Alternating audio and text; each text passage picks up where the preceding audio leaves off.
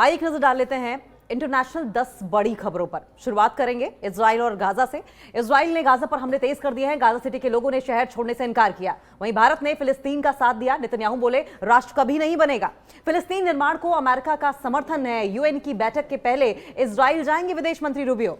एक फिलिस्तीन के मुद्दे पर संयुक्त राष्ट्र में वोटिंग, क्या रहा भारत का रुख?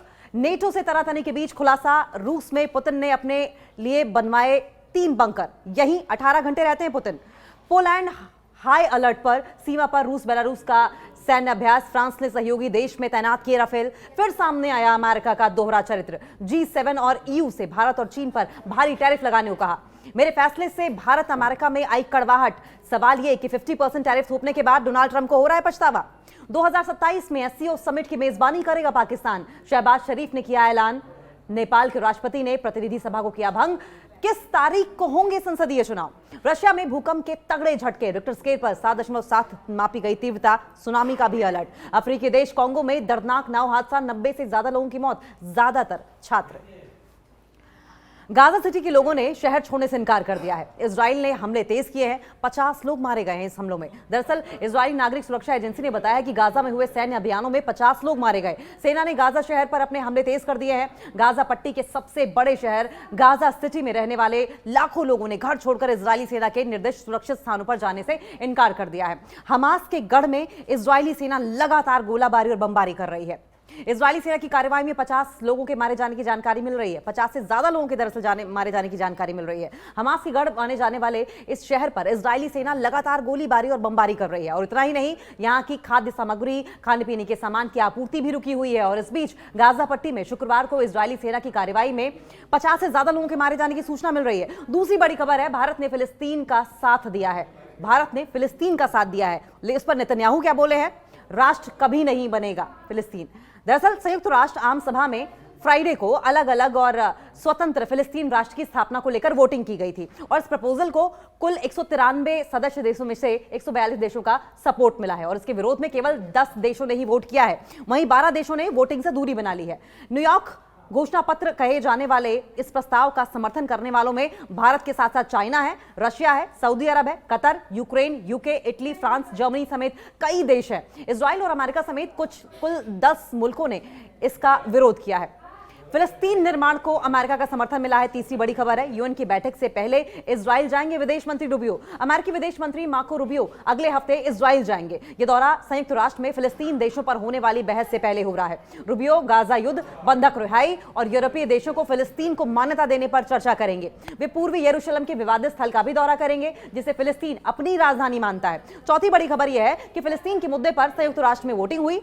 भारत का क्या रुख रहा? भारत ने संयुक्त राष्ट्र में न्यूयॉर्क डिक्लेरेशन के पक्ष में वोट किया है, जो फिलिस्तीन के 2 राज्य समाधान का समर्थन करता है। इस प्रस्ताव को फ्रांस ने पेश किया और 142 देशों ने समर्थन दिया है। इसमें गाजा को फिलिस्तीन का हिस्सा माना गया है। अमेरिका और इजराइल ने इस प्रपोजल की निंदा करते हुए इसे हमास के पक्ष में बताया है। भारत ने शुक्रवार को संयुक्त राष्ट्र महासभा में उस प्रपोजल के पक्ष में, उस प्रस्ताव के पक्ष में मतदान किया, जो फिलिस्तीन मुद्दे के शांतिपूर्ण समाधान और 2 देश 2 स्टेट योजना का समर्थन करता है। इस प्रस्ताव को न्यूयॉर्क डिक्लेरेशन भी कहते हैं। यह प्रस्ताव फ्रांस ने पेश किया था, जिसके बाद भारत समेत 142 देशों ने समर्थन दिया। 10 देशों ने विरोध में वोट दिया और 12 देश मतदान से दूरी बनाए रहे, जिसमें Argentina, Hungary, Israel, America, Micronesia, Nauru, Palau, Papua New Guinea, Paraguay और टोंगा ने प्रस्ताव के खिलाफ मतदान किया है। 5वीं बड़ी खबर यह है कि नेटो से तनातनी के बीच खुलासा यह हुआ है कि रशिया में पुतिन ने अपने लिए 3 बंकर बनवाए हैं और यहीं 18 घंटे वो रहते भी हैं। प्रधानमंत्री व्लादिमीर पुतिन की बात करें, राष्ट्रपति की सुरक्षा व्यवस्था के बारे में बहुत कम जानकारी मीडिया में है,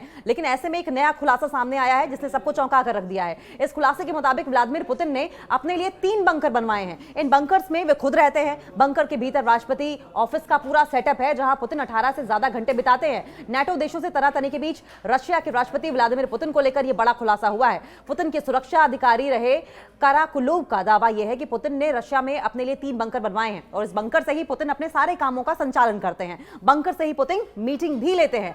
एसोसिएटेड प्रेस और डोजियर सेंटर से बात करते हुए काराकुलोव ने कहा है कि पुतिन ने तीनों बंकर एक जैसे बनवाए हैं, जिससे कि कंफ्यूजन ना हो कि पुतिन वर्तमान में किस बंकर में है। पुतिन ने यह बंकर काला सागर, सोची और मॉस्को में बनवाया है। छठी बड़ी खबर यह है कि पोलैंड हाई अलर्ट पर है।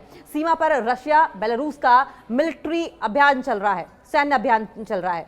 फ्रांस ने सहयोगी देशों में अपने राफेल तक तैनात कर दिए हैं।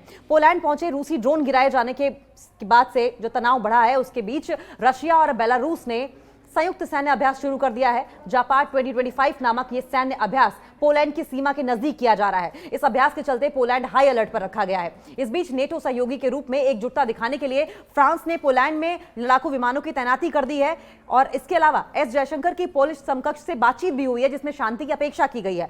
सातवीं बड़ी खबर यह है कि एक बार फिर से अमेरिका का दोहरा चरित्र सामने आया है। G7 और EU से भारत और चीन पर भारी टैरिफ लगाने को कहा गया है अमेरिका की ओर से। अमेरिकी वित्त मंत्रालय ने G7 और यूरोपीय यूनियन के सदस्य देशों से इस बात को लेकर आग्रह किया है कि वे भारत और चीन पर भारी टैरिफ लगाएं, ताकि इन देशों की जो जरूरतें हैं, दोनों देशों को रूसी तेल की खरीदारी से रोका जा सके। अमेरिकी वित्त मंत्रालय ने यूक्रेन में युद्ध खत्म कराने के लिए रशिया पर दबाव बढ़ाने के प्रयासों पर चर्चा की।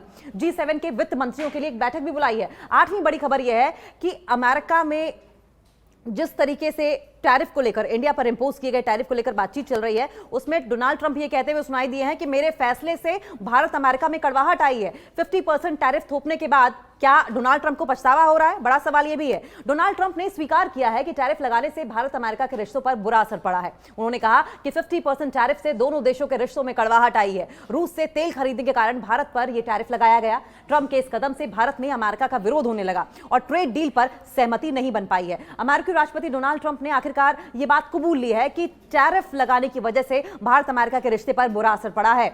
शुक्रवार को ट्रंप ने कहा कि 50% टैरिफ लगाने से दोनों देशों के रिश्ते में कड़वाहट आ गई है। फॉक्स न्यूज को एक इंटरव्यू दे रहे थे डोनाल्ड ट्रंप और उस वक्त उन्होंने कहा कि भारत उनका, यानी कि रशिया का सबसे बड़ा ग्राहक है। मैंने रशिया से तेल खरीदने के कारण ही भारत पर 50% टैरिफ का घोषणा की है। यह करना आसान नहीं था, लेकिन फिर भी किया। नवी बड़ी खबर यह है कि 2027 में SCO समिट की मेजबानी पाकिस्तान करेगा। शहबाज शरीफ ने इसका ऐलान भी किया है। पाकिस्तान के प्रधानमंत्री शहबाज शरीफ ने ऐलान किया है कि 2027 में होने वाले शंघाई सहयोग संगठन SCO समिट की मेजबानी करने वाला है। यह घोषणा तिनजियान SCO समिट के 2 हफ्ते बाद की गई, जहां पाकिस्तान ने सिंधु जल संधि का मुद्दा उठाया था। SCO ने पहलगाम और बलूचिस्तान आतंकी हमलों की भी कड़ी निंदा की है। 10वीं बड़ी खबर यह है कि नेपाल के राष्ट्रपति ने प्रतिनिधि सभा को भंग कर दिया है और अब संसदीय चुनाव होने हैं। नेपाल के राष्ट्रपति रामचंद्र पौडेल ने सुशीला कार्की, जो कि 73 साल की है, उनको इंटरिम प्राइम मिनिस्टर बनाया है, शपथ दिलाई है। राष्ट्रपति रामचंद्र पौडेल ने कहा है कि नई कार्यवाहक सरकार को 6 महीने के भीतर नए संसदीय चुनाव कराने का दायित्व सौंपा गया है। नेपाल के राष्ट्रपति रामचंद्र पौडेल ने नवनियुक्त प्रधानमंत्री सुशीला कार्की की सिफारिश पर शुक्रवार को प्रतिनिधि सभा, जो कि नेपाली संसद जिसको कह सकते हैं, उसे भंग कर दिया है। राष्ट्रपति कार्यालय से जारी नोटिस के मुताबिक सदन 12 सितंबर 2025 को रात के 11 बजे से भंग हो गया। नोटिस में यह कहा गया है कि राष्ट्रपति ने नए संसदीय चुनाव कराने की तारीख 21 मार्च 2026 तय की है।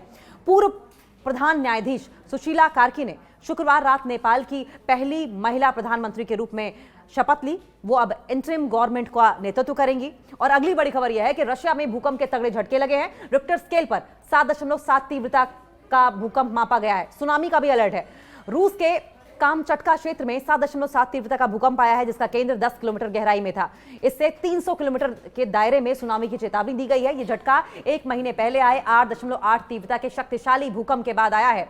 कामचटका में अक्सर भूकंप आते रहते हैं। जुलाई में कामचटका प्रायद्वीप में 8.8 तीव्रता का भूकंप आया था, जिसमें प्रशांत महासागर में 4 मीटर ऊंची सुनामी लहरें उठी थी। यह भूकंप अब तक के सबसे शक्तिशाली भूकंपों में से एक था और इसकी वजह से हवाई, जापान और बाकी जो तटीय क्षेत्र है, वहां बड़े पैमाने पर लोगों को सुरक्षित जगहों पर पहुंचाया गया। जापान में करीब 20 लाख लोगों को ऊंचे इलाकों में जाने के आदेश दे दिए गए हैं। हालांकि बाद में चेतावनी वापस ले ली गई। अगली बड़ी खबर, अफ्रीकी देश कांगो में दर्दनाक नाव हादसा हुआ है, जिसमें 90 से ज्यादा लोगों की मौत हो गई है और उनमें ज्यादातर जो लोग हैं वो छात्र बताए जा रहे हैं। कांगो में शुक्रवार को एक बड़ा नाव हादसा हुआ, जिसमें कम से कम 86 लोगों की मौत हुई है। ये घटना बसंत कुसु इलाके में हुई और मृतकों में बड़ी संख्या में छात्र छात्राओं की संख्या बताई जा रही है।